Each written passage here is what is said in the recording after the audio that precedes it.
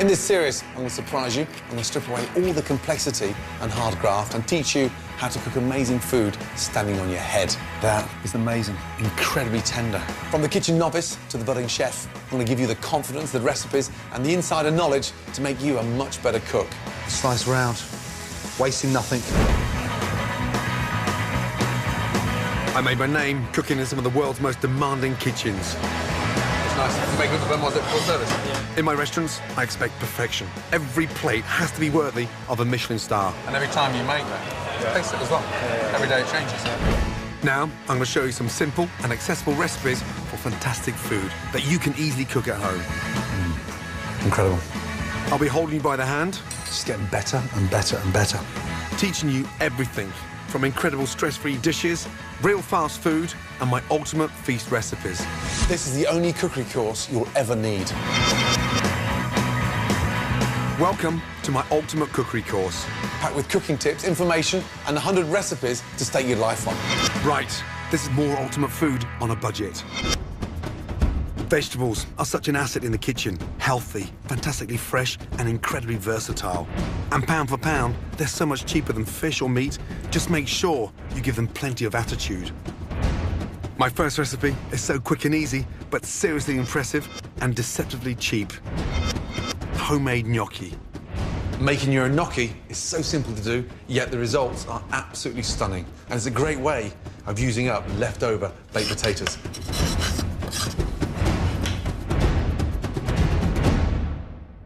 You can make gnocchi just with flour and eggs. However, the potato gives it that nice, light, sort of creamy, fluffy texture. Just cut them in half. Take your spoon and scoop the inside of those potatoes. I'm using leftover baked potatoes, but this really works as well with leftover boiled potatoes. Two choices. You can get a fork and sort of mash the potato and get it nice and light and fluffy, or this little gadget, it's called a ricer. I suppose it's a posh word for a potato masher. Just squeeze gently. You can see how nice and light it is, almost like fluffy little strands of potato. You can do this when the potatoes are hot. It'll go through the ricer so much quicker. Just slice that off there. Now, a nice spoon of ricotta in. A little touch of salt and pepper. It's really important to season the mixture as we go along, otherwise the gnocchi becomes really bland. Flour over the ricotta. Sieved, so there's no lumps. One delicious egg. Give that a little whisk. Now, make a little well in the centre. You want a nice, soft, pliable ball of dough. Give that a really good mix. Get some thyme flowers in there. And this thyme is light, fragrant, and it's just a really nice herb. And with the ricotta, it tastes brilliant. Just pick the little tips of the thyme flowers. Next, flour your hands generously and knead the mixture into a dough. Fold in and push, and basically what it's doing is get it nice and smooth. As it starts to get a little bit wet, and just add a little touch of flour. But we want something really nice and soft. Now, don't overwork it. It stops the gnocchi from expanding when it hits the pan. That's exactly what I want. A nice sort of soft, fragrant ball. Cut the ball in half. Lightly flour the hands and just roll it gently. And just think of a big, long cigar. The mixture will start getting a little bit sort of wetter, but do not add lots of flour. Now, lightly flour the knife, so when you slice the gnocchi, it doesn't stick. Cut the dough into bite-sized pieces. Just take your finger, dip it in the flour, and push down. Why? I want my gnocchi to look like a pillow. And for me, the most important part there is that not one of them are identically the same shape. Water on. Bring it up to the boil. A little touch of olive oil in there. Lightly flour your hand. Lift up the gnocchi. Into the rolling boiling water. Turn that pan to stop them from sticking at the bottom. And let them simmer. And they start to sort of tell you they're cooked when they start floating. Get a pan on. Get that nice and hot. Now they're just starting to come up to the top, and you can continue cooking them like that. I like blanching them in the water, taking them out, and then frying them. To study the gnocchi, heat olive oil in a frying pan. Gently lift up and look. They've doubled in size. Drain it. Get rid of the excess water and straight in to the hot pan.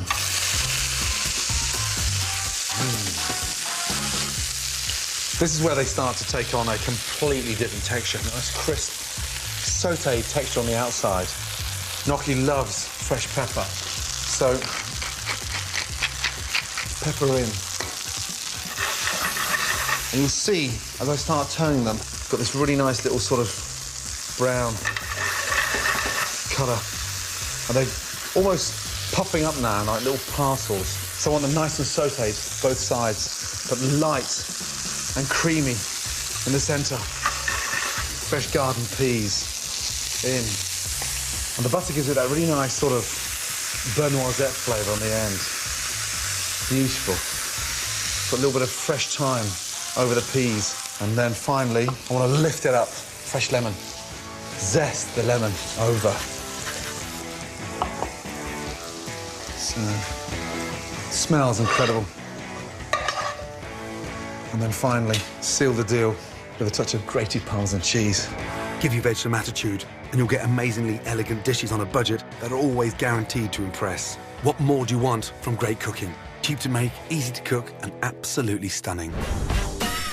Cooking great food doesn't mean you have to spend a fortune on fancy equipment. Get some basic essentials, and you'll be set in the kitchen. Saucepans. I mean, basically, you don't need a collection of 10. All you need really is 2. A medium-sized one, followed by a large one. A small pan's great for sauces, heating liquids or rice, whereas your large pan gives you space, perfect for pastas, stews, or when you're cooking in bulk, which keeps costs down. Made from copper to stainless steel. Find what's right for you and always get a lid, which helps heat the pan up as quickly as possible. And the secret behind a great saucepan is the heavier the bottom, the more heat it will conduct. The thinner the bottom, the more chance you've got actually burning your food. Buy the best saucepans you can afford. Take good care of them and they'll last you years, saving you money in the long run.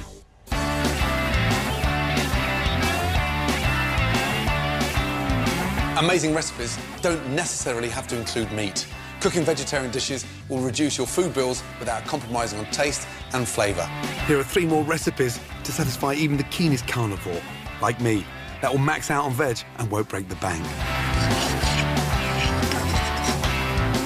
Starting with spicy black beans with feta and avocado.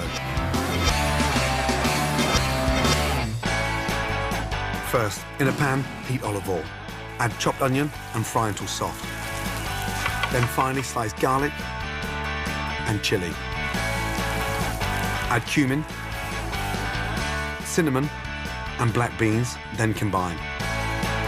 Cook together until deliciously soft. These small beans come dried or in tins, and they're a great cheap ingredient to make dishes more substantial. To serve, dollop the black bean mixture on crunchy tortillas.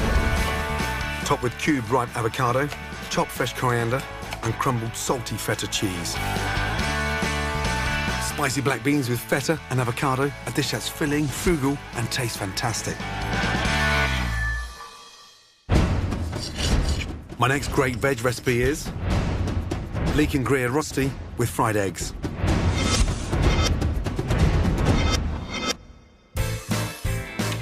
In a hot pan, sweat shredded leeks along with a knob of butter and season.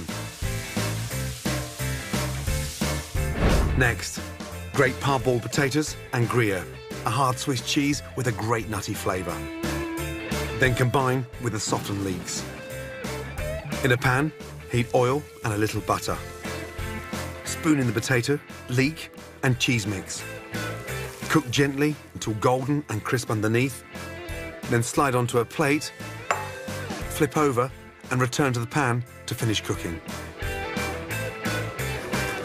Finally, for the perfect topping, fry 2 eggs and place them on top of the rosti. Top with fresh tarragon. Leek Gruyère rosti with fried eggs, a simple but substantial dish that makes the most of hearty root veg. A dish that takes as much time to write on a blackboard as it does to cook. Chickpea, cumin and spinach koftas with tahini dressing. In a blender, put tinned chickpeas, cumin seeds, paprika and turmeric, and blitz to a paste.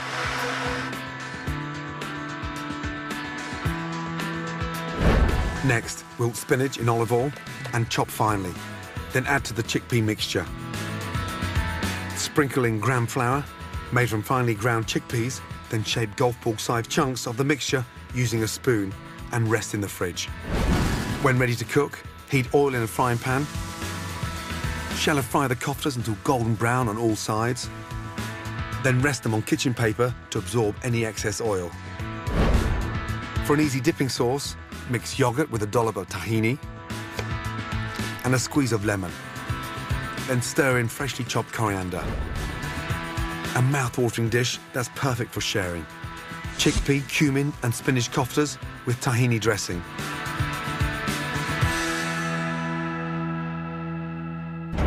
Three amazing recipes with fantastic veg.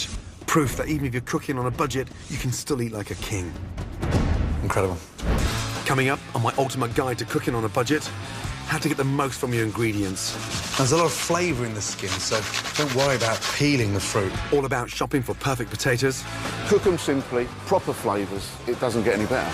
And a delicious apple dish to stake your life on. And look at it. A delicious but very simple crumble. Beautiful.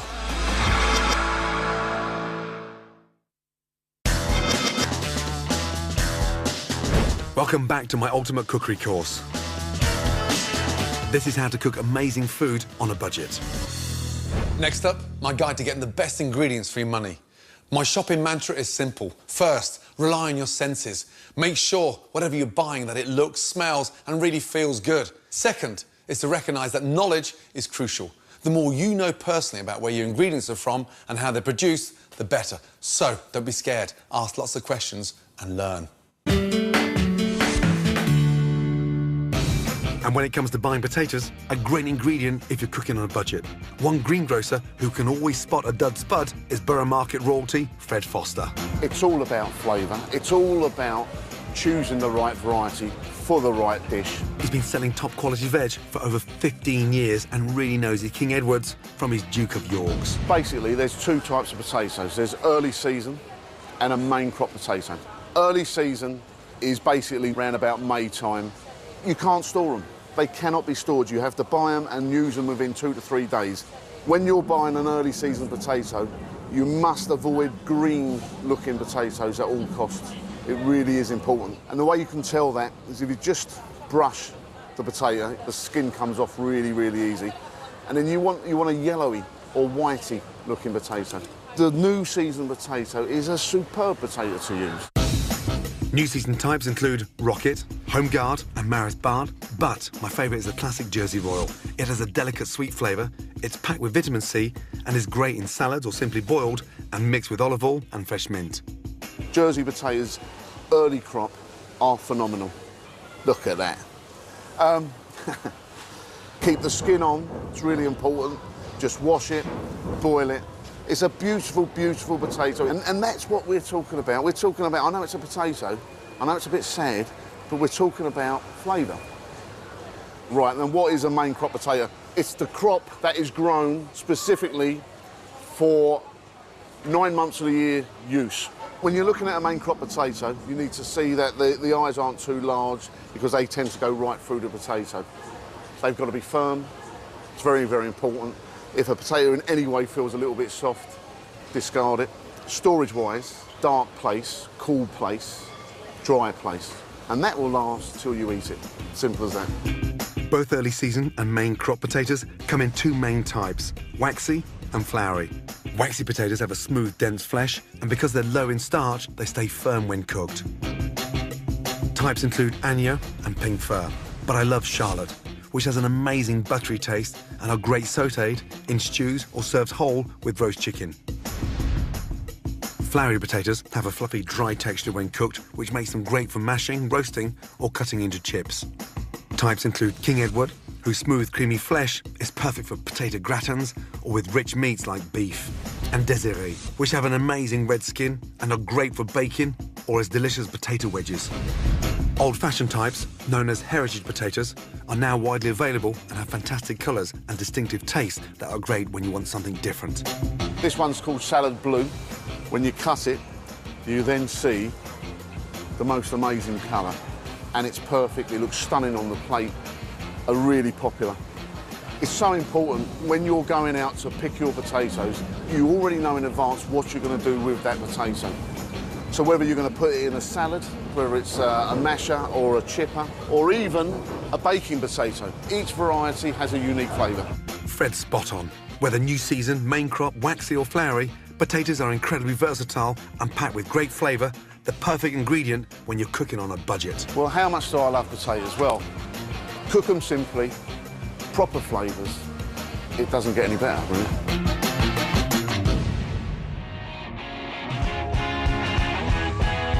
Like all chefs, for me there's nothing better than seasonal produce at its peak. When fruit and veg is fresh, in season and fantastically ripe, I can't wait to get back in the kitchen. To get the most out of your cooking, always use ingredients in their prime. My next recipe is a proper British classic that's super simple to cook and costs next to nothing. A delicious apple crumble. Crumbles are the perfect way to use fruit when it's in season. There's lots of it about, it's nice and cheap, but most importantly, the fruit's at its absolute best.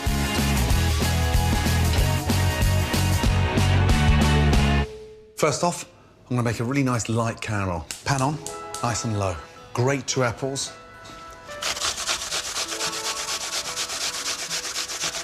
And this helps to almost sort of pure the apple so much quicker. There's a lot of flavour in the skin, so don't worry about peeling the fruit. Whether it's pears, plums, peaches, flavour's in the skin. Nice. To start the caramel, a couple of tablespoons of sugar. The sugar helps to get rid of the tartness in the apple. A touch of cinnamon. That starts to make it a little spicy. Open up your vanilla and just scrape out all those seeds. Now this just makes it light and fragrant. All those seeds in to the sugar. When making caramel, be patient and always swirl the dish instead of stirring it. When the sugar goes brown, add the apple. That starts to sort of cool down the caramel, but it gives it a really nice sort of caramelised puree. Apple's almost disintegrating. Smells incredible. Turn the gas down. Slice up 2 apples. It's a crumble that's got no frills. Straightforward, no faffing around, no peeling of the skin. I want them to sort of stand out from the caramel. Apples in. Now those nice thick chunks of apple are sort of almost bedding itself into the puree. Dried cranberries gives it that nice sort of shock in the texture. Sweet and chewy. I want it to sort of taste zesty, spicy, so sit the lemon zest on top of your apples and cranberry. Fresh lemon juice over. And that just gives that extra acidic kick. Takes the cranberries, the apples, the caramel and the cinnamon to another level. Turn the gas off. Just let that sit. And let's concentrate on the crumble. Flour in. A couple of tablespoons of demerara sugar. Sugar helps to get the topping nice and crispy. Butter in. Give that a nice little sort of rub. What we're looking for is like a breadcrumb mixture. Lightly season it with a touch of cinnamon. And the demerara sugar sort of helps to get a nice fine crumble mix, and it stops the butter from sort of melting in that flour. So that's the basic crumble mix. But I'm not finished yet. Muesli. 2/3 crumble, 1/3 muesli. Mix that in. If you haven't got muesli, then crunchy granola works brilliantly too. Lovely. Now, start off in the centre and work your way around. I want the crispiness on the top, the puree on the bottom with the caramel, and then the texture in the centre. A good tip, turn the gas back on. I want it bubbling before it goes in the oven, because then you've just got to cook the top. So as soon as you see that caramel starting to bubble down the side, in she goes. Let's go.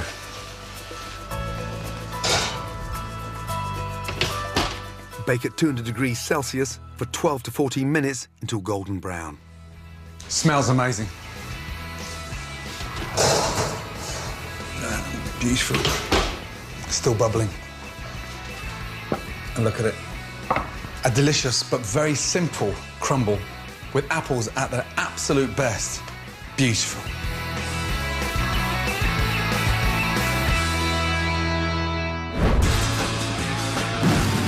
Next, my tricks of the trade and kitchen tips. First up, cooking pasta. A great budget basic to keep in the cupboard. It can be easily undercooked or overcooked. Here's how to do it properly. First, water in, nice large pan to make sure the pasta's got sufficient room to cook evenly. Nicely seasoned, absolutely crucial. Olive oil in, that stops the pasta from sticking together. Bring it up to the boil.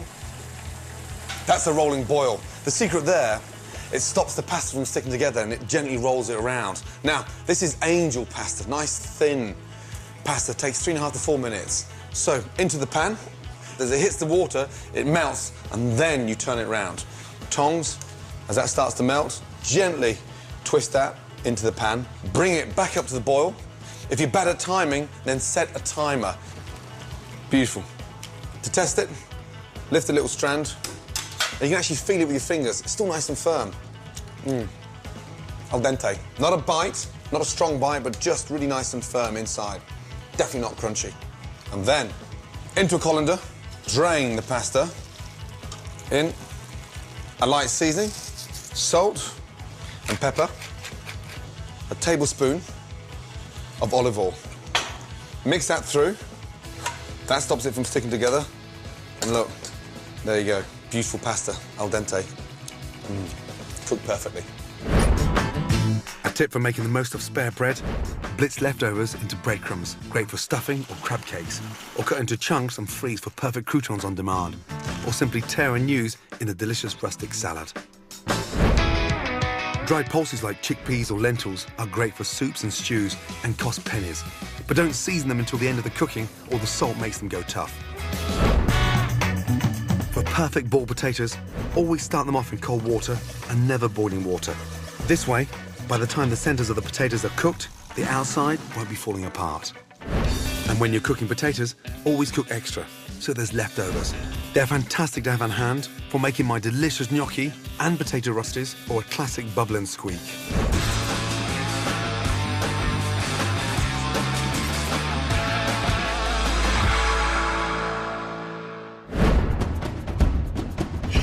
Follow my Ultimate Cookery Course, packed with key lessons, top tips, and 100 recipes to stake your life on, and you'll literally be cooking yourself into a better chef. To collect selected recipes from the show, go to my scrapbook at channel4.com/Gordon.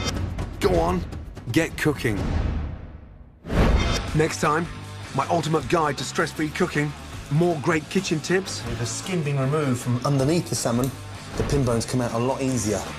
How to shop for the very best pork. With a pig, there really is nothing to waste. The trotters even are really good flavour. And more magnificent recipes you can stake your life on. Wow, they smell incredible. Beautiful. What do we actually stuff in our gobs? Difficult to swallow secrets are revealed in Food Unwrapped tonight at 8. Next though, here on 4, it's Come Dine With Me.